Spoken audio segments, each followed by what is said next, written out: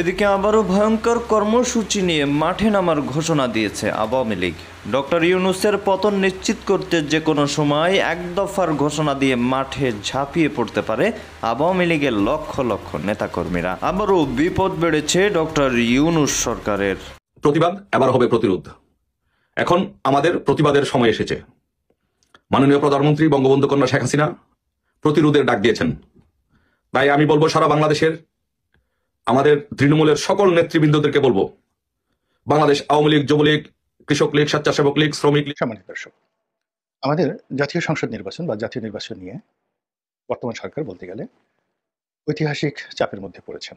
দর্শক, দেশ প্রবাস দূরে কিংবা কাছে বসে যারা আমাদের দেখছেন, আশা করি সবাই ভালো আছেন। দর্শক, যে যেখানে আছেন, আজকের সংবাদটি সবাই একটু গুরুত্ব সহকারে শুনবেন এবং দেখবেন।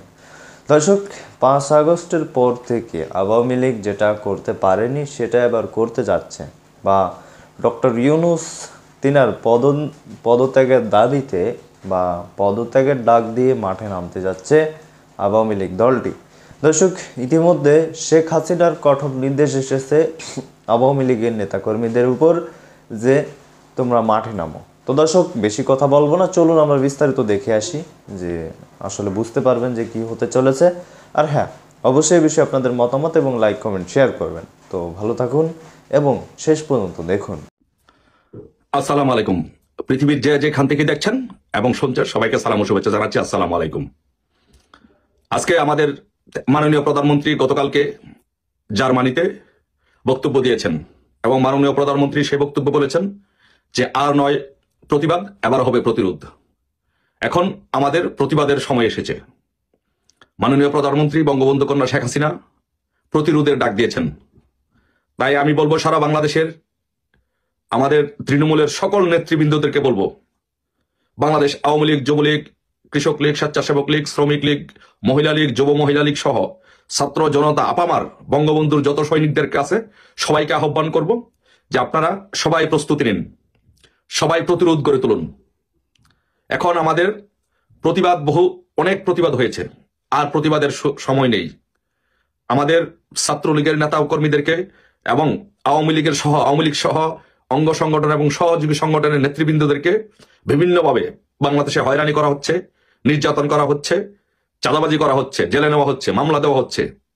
তাই এই হামলা মামলা আর সহ্য করা হবে না।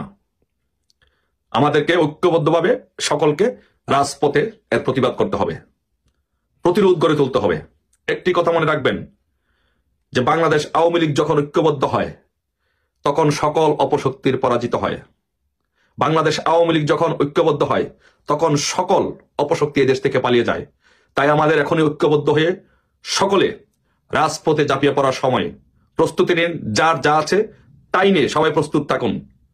মাননীয় প্রধানমন্ত্রী বঙ্গবন্ধু কন্যা যখনই ডাক দিবে তখনই আমাদেরকে ঐক্যবদ্ধভাবে এই পরাজিত শক্তিকে, ৭১-এর পরাজিত শক্তিদের, হায়নাদেরকে পরাস্ত করতে হবে। এই বাংলাদেশকে আমাদের উদ্ধার করতে হবে। আমাদের বাংলাদেশে এক সুৎখুর মহাজন ইউনূস ৭১-এর পরাজিত শক্তিদেরকে নিয়ে আমাদের উপরে জগদ্দল পাথরের মতো চেপে বসেছে। তাই আমাদের বাংলাদেশকে আমাদের রক্ষা করতে হবে। মনে রাখবেন একটি কথা আমি বারবার বলি, যে সবাই যখন ঐক্যবদ্ধভাবে মরতে যাব তখন সবাই বেঁচে যাব, আর যখন একজন একজন করে বাঁচতে চাবো তখন কেউ বাঁচবো না, সবাই মরবো। তাই আমাদেরকে সবাইকে ঐক্যবদ্ধভাবে মরার জন্য প্রস্তুতি নিতে হবে। এই আধার কেটে যাবে ইনশাল্লাহ। ৭৫-এ বলেন, ৭১-এ বলেন, ৯০-এ বলেন, 111-এ বলেন, কখনই আওয়ামী লীগকে দাবিয়ে রাখতে পারে নাই।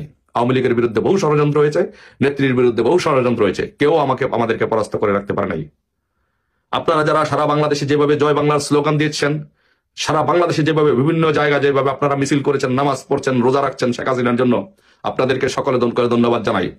শুধু একটি অভিজ্ঞতার কথা বলে আমি আমার কথা শেষ করতে চাই। শুধু একটি অভিজ্ঞতার কথা বলে, মাননীয় প্রধানমন্ত্রী যখন 111-এর সময় যখন বিদেশে ছিলেন, তখন মাননীয় প্রধানমন্ত্রী বাংলাদেশে যেতে পারবে না সেই মর্মে একটি প্রজ্ঞাপন দিয়েছিল, নিষেধাজ্ঞা দিয়েছিল, যেন মাননীয় প্রধানমন্ত্রী যেন বাংলাদেশে, তখনকার নেত্রী যেন বাংলাদেশে যেতে না পারে।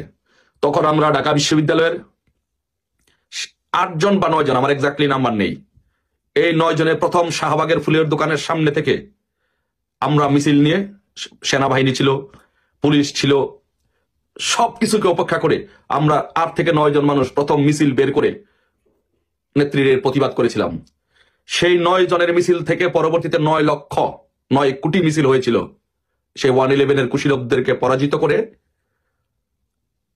আমরা 2008 সালে নির্বাচন হয়েছিল, সেই নির্বাচনে মাননীয় প্রধানমন্ত্রীকে প্রধানমন্ত্রী করেছিলাম।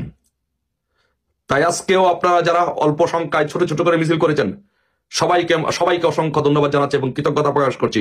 আপনাদের সেই ছোট ছোট মিছিলের উপর ভিত্তি করেই ইনশাল্লাহ আগামী আমাদের বাংলাদেশের প্রধানমন্ত্রী, মাননীয় প্রধানমন্ত্রী বঙ্গবন্ধু কন্যা শেখ হাসিনা আবার প্রধানমন্ত্রী হয়ে দেশ চালাবেন। তাই কেউ বিচলিত হবেন না, মনোবল হারাবেন না। বিজয় ইনশাল্লাহ সুনিশ্চিত। অতীতের অভিজ্ঞতা থেকে বলছি, 111-এ আমাদের উপর যে কিরকম পরিমাণ অত্যাচার, নির্যাতন বা কিরকম পরিমাণ আমরা কোণঠাসা হয়ে গিয়েছিলাম, তারপরে 111 আবার সংস্কারপন্থী একটি গ্রুপও ছিল। সবকিছুকে উপেক্ষা করে বাংলাদেশের সকল অপশক্তিকে পরাজিত করে মাননীয় প্রধানমন্ত্রী বঙ্গবন্ধু কন্যা শেখ হাসিনা এদেশের প্রধানমন্ত্রী হয়েছিলেন। তাই এদেশে এখন যে বর্তমানে একটি সাময়িক দখলবাজ সরকার আছে, সাময়িক যে দখলবাজ সরকার আছে, সেই সরকার আওয়ামী লীগ যখন ঐক্যবদ্ধভাবে যখন রাজপথে নামবে, তারা পালিয়ে যাবে, এদেশ থেকে পালিয়ে যাবে ইনশাল্লাহ।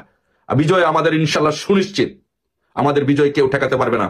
আওয়ামী লীগ, আমি বলি 5ই আগস্টের আওয়ামী লীগ থেকে বর্তমান আওয়ামী লীগ 1000 গুণ শক্তিশালী। এখন আওয়ামী লীগ যারা আছেন, প্রত্যেকটি আওয়ামী লীগের নেতাকর্মী ঐক্যবদ্ধ হয়ে তাদের হৃদয়ে আগুন লেগেছে, রক্তে আগুন লেগেছে। তাই সকল আওয়ামী লীগ ঐক্যবদ্ধভাবে জেগে উঠেছে। তাই সকলকে বলবো, যার যা আছে তাই নিয়ে প্রস্তুত থাকুন। নেত্রী যখন ডাক দিবে, সাথে সাথে রাজপথে ঝাঁপিয়ে পড়তে হবে, সাথে সাথে এদেরকে অপশক্তিকে দেশ থেকে পরাস্ত করে আমাদের দেশ আমাদের উদ্ধার করতে হবে ইনশাল্লাহ। সকলে ভালো থাকবেন ইনশাল্লাহ। দেখা হবে বিজয়ের মিছিলে।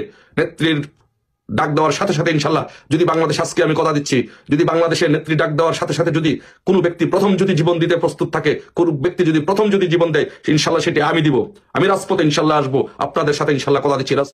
আসসালামু আলাইকুম রহমতুল্লাহি ওবরকাতুহ। সম্মানিত দর্শক, আমাদের জাতীয় সংসদ নির্বাচন বা জাতীয় নির্বাচন নিয়ে বর্তমান সরকার বলতে গেলে ঐতিহাসিক চাপের মধ্যে পড়েছেন। আপনারা জানেন, যখন একটা ক্ষমতার পট পরিবর্তন হয়, তখন সেখানে নানা রকম খেলাধুলা হয়। তো শেখ হাসিনার পতনের পরেও এরকম অসংখ্য খেলাধুলা শুরু হলো এবং এখনো চলছে। তো সেই সকল খেলাধুলার মধ্যে যা যা হতে পারে বা যা যা ঘটতে পারে, সেই বিষয়গুলো নিয়ে অনেকেই বিভিন্ন অ্যাঙ্গেল থেকে খেলার চেষ্টা করেছেন। প্রথমত, এখনকার যে সিস্টেমটি রয়েছে সংসদীয় পদ্ধতির সরকার, এবং এটা ব্রিটেনের মতো বা গ্রেট ব্রিটেনের মতো। এখন অনেকেই বলার চেষ্টা করছে যে না, এভাবে চলবে না। রাষ্ট্রপতি সরকার ব্যবস্থায় যদি আমরা ফিরে যাই, রাষ্ট্রপতি শাসিত ব্যবস্থায়, তো রাষ্ট্রপতির অধীন একটা পার্লামেন্ট থাকবে যেভাবে অতীতে ছিল। এবং এর পেছনে মূল নিয়ামকটা হলো যে যদি রাষ্ট্রপতি একক ব্যক্তি নির্বাচন করে এবং পপুলার ভোটে তাকে নির্বাচিত হতে হয়, তাহলে যে কোনো মানুষ এ পদে দাঁড়িয়ে বিজয়ী হতে পারেন। যেমন ধরুন ডক্টর মোহাম্মদ ইউনূস, তিনি যদি রাষ্ট্রপতি পদে দাঁড়ান, তাহলে তার যারা আপনজন তাদের বক্তব্য হলো যে স্যার, আপনার মতো জনপ্রিয় ব্যক্তি বাংলাদেশে কেউ নেই। আপনার বিপরীতে যদি এই মুহূর্তে তারেক রহমান সাহেবকে দাঁড় করিয়ে দেওয়া হয়, সজীব ওয়াজেদ জয়কে দাঁড় করিয়ে দেওয়া হয়, তাহলে আপনি নিজেই দেখুন পাশাপাশি ছবি দিলে লোকজন কাকে ভোট দেবে। তো কাজেই আমরা একটু সময় নিয়ে পুরো সিস্টেমটিকে চেঞ্জ করে রাষ্ট্রপতি শাসিত সরকার করে দেব, এরকম গেল। এই কথাগুলো এক পক্ষ হয়তো বলেছে, বা এটা না বলার কোনো কারণ নেই। দ্বিতীয়ত হলো যে আমরা এটাকে একটা জটিল করে ফেলি, অর্থাৎ রাষ্ট্রপতিও থাকবে, তার ক্ষমতা বাড়ানো হবে পাকিস্তানের মতো করে বা অন্য অনেক দেশের মতো করে, এমনকি আমেরিকার মতো করে। অর্থাৎ রাষ্ট্রপতি ফেডারেল বিষয়গুলো দেখবেন, পররাষ্ট্র বিষয়গুলো দেখবেন, আর সেখানে কংগ্রেস যেভাবে কাজ করে, তারপর সিনেট যেভাবে কাজ করে আইন প্রণয়নে এবং সরকারকে চাপে রাখার জন্য, সেইভাবে বাংলাদেশে করা হবে। আর আমেরিকার মতো করে বাংলাদেশে অনেকগুলো প্রদেশ তৈরি করা হবে এবং মূলত দেশ চালাবে সেই প্রদেশের গভর্নর যারা আছেন, অনেকটা ভারতের মতো এটা হতে পারে। ভারতের যেভাবে মুখ্যমন্ত্রী, তো ওইভাবে প্রাদেশিক গভর্নর যেটা আমেরিকাতে রয়েছে। আপনি এখন আমেরিকান সিস্টেম আনেন অথবা ভারতের সিস্টেম আনেন, সমস্ত ক্ষমতাটা চলে যাবে প্রদেশের হাতে। তো এই প্রদেশের হাতে ক্ষমতা চলে যাবে, আর স্থানীয় সরকার মানে ইউনিয়ন পরিষদ, উপজেলা পরিষদ, জেলা পরিষদ, এগুলোতে সরাসরি নির্বাচনের মাধ্যমে একটা বিকেন্দ্রীকরণ করা হবে আমেরিকার মতন করে। আর এইগুলোতে যদি আমরা এই কাজগুলো যদি আমরা করি, অনেক সময় লাগবে এবং ভবিষ্যতে আওয়ামী লীগ, বিএনপি এই দলগুলো আর থাকবে না। এখানে অনেক ছোট ছোট স্থানীয় দল তৈরি হবে, স্থানীয় ব্যক্তি তৈরি হবে, আর পানি ঘোলা হয়ে যাবে। ভালো কথা। এবং এই কাজ করার জন্য, সংস্কার করার জন্য যথেষ্ট সময় নেবে। ৩ নম্বর হলো যে আমরা এমন কিছু সংস্কার করব, যে সংস্কারে এখন যে রাজনীতির একটা ফিউডাল অবস্থা রয়েছে, অর্থাৎ রাজনীতিতে যায় বা যারা ক্ষমতা লাভ করেন, সেটা মন্ত্রী হন, এমপি হন, কিংবা প্রধানমন্ত্রী হন, কিংবা যারা ক্ষমতাসীন দল থাকেন, তাদের সকলের মধ্যে একটা জমিদারি জমিদারি ভাব এসে যায়। তারা এই সমাজে যারা জ্ঞানী আছেন, গুণী আছেন, এনজিও ব্যক্তিত্ব আছেন, গ্রামীণ ব্যাংকের কর্মকর্তা আছেন, তাদেরকে মানুষ হিসেবেই মনে করেন না। এদেরকে একটা শিক্ষা দেওয়া দরকার, শেখা দেওয়া দরকার। তো এই শেখা দেওয়ার জন্য নির্বাচন ব্যবস্থাটিকে জটিল করে তুলতে হবে। কিভাবে? মনোনয়ন বাণিজ্য চলবে না, এই কথাগুলো পপুলার। এই জন্য কি করা হবে? দেখা গেল যে পপুলার ভোটে সেই প্রতীকে সারা বাংলাদেশে ভোট হবে।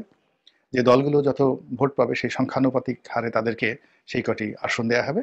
সেই আসনে তারা পার্লামেন্ট গঠন করবে, এবং এইগুলো নিয়ে কয়েকদিন প্রচার প্রোপাগান্ডা আলটিমেটলি চলেছে। এবং আমাদের ছোট ছোট দলগুলো তো বেজায় খুশি, যারা জীবনে কখনো সংসদ সদস্য হতে পারবে না। ধরুন একটা আসনে যদি সংসদ সদস্য হতে হয়, তাদেরকে 1.5 থেকে 2 লাখ ভোট পেতে হবে। তো এরকম কোনো একটি নির্দিষ্ট আসনে গিয়ে তারা যে 2 লাখ ভোট তাদের ছোট ছোট দলগুলো পাবেন, এরকম অবস্থা বাংলাদেশে এখনো গড়ে ওঠেনি।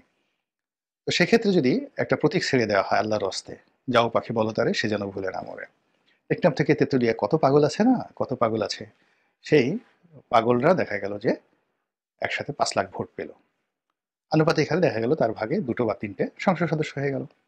এবং সেই ক্ষেত্রে জনাব হিরো আলম বলেন, সেফায়েতুল্লাহ সেফু বলেন, কিংবা ওই যে প্রবাসী যারা আছে ইউটিউব করে, তারাও যদি এইভাবে একটা দল গঠন করে ছেড়ে দেয়, বাংলাদেশে দেখা গেল যে 5 লাখ থেকে 10 লাখ ভোট তারা পেয়ে গেলেন। এবং পেয়ে যাওয়ার পরে তারা সেই সংসদে এসে এক একজনে এক একটা দলের নেতা হিসেবে 8 জন 10 জন সংসদ সদস্যকে নিয়ে বিশাল একটা হাউকাউ পার্টি তৈরি করে ফেললেন। এই জিনিসগুলো নিয়ে কাজ হচ্ছে। এরপরে সংবিধান। সংবিধান নিয়ে ভীষণ রকম একটা জগাখিচুড়ি অবস্থা তৈরি হয়েছে। এই সরকার কি সংবিধানের অধীন না সংবিধানের বাইরে? এটা কি বিপ্লবী সরকার না সাংবিধানিক সরকার? এরকম নানা কিছু কথাবার্তা হচ্ছে।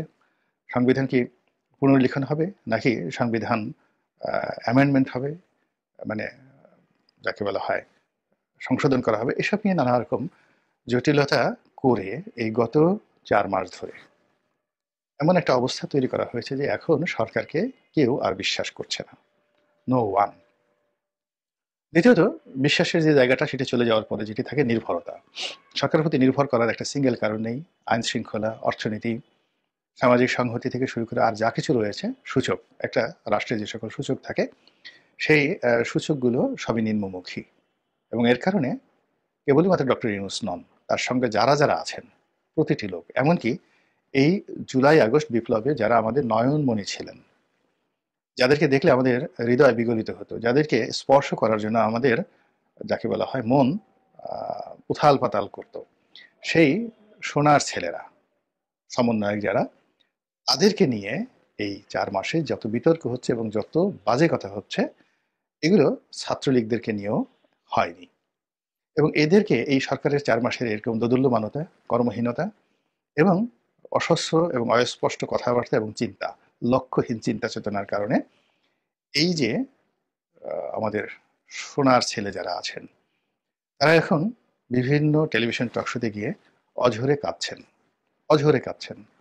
এই কারণে তারা বুঝতে পারছেন যে তাদের পরিণতি কোন পর্যায়ে যাবে এবং জনরোষ কোন পর্যায়ে চলে গিয়েছে।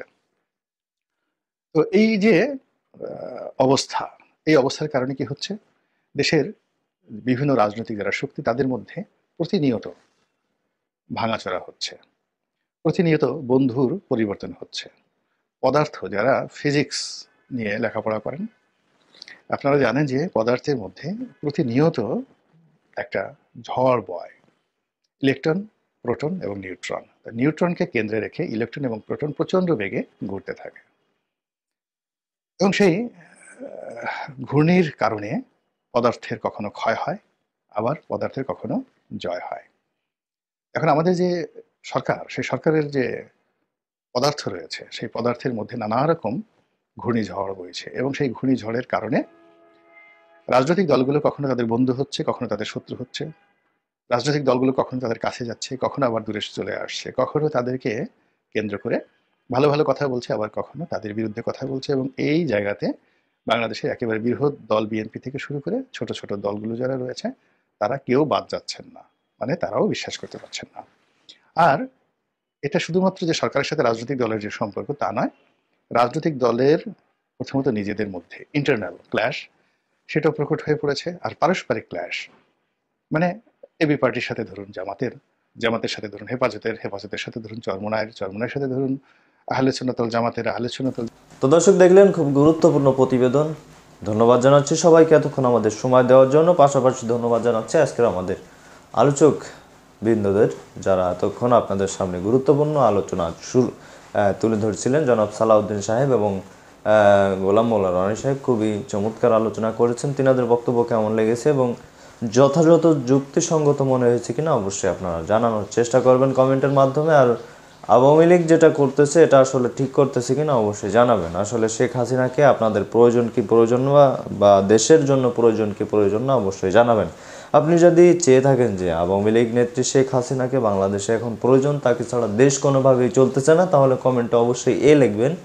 আর যদি মনে করেন যে আওয়ামী লীগকে দরকার নেই, তারা অনেক খারাপ কাজ করেছে, তাহলে কমেন্টে লিখবেন। যেহেতু বেশি লেখার দরকার নেই, ছোট এ আর বির মাধ্যমে আমাদের একটু ইঙ্গিত দিয়ে বুঝিয়ে দিবেন। তো দর্শক ভালো থাকুন, সুস্থ থাকুন। পরবর্তী আপডেট জানতে আমাদের চ্যানেলটি সাবস্ক্রাইব করে পাশে রাখা বেল আইকনটি বাজিয়ে দেবেন এবং বেশি বেশি করে এই সংবাদটি আওয়ামী লীগের যারা আছেন নেতাকর্মী ভাই বন্ধু সবাই ভিডিওটি শেয়ার করে দিবেন। তো ভালো থাকুন, সুস্থ থাকুন, আল্লাহ হাফেজ।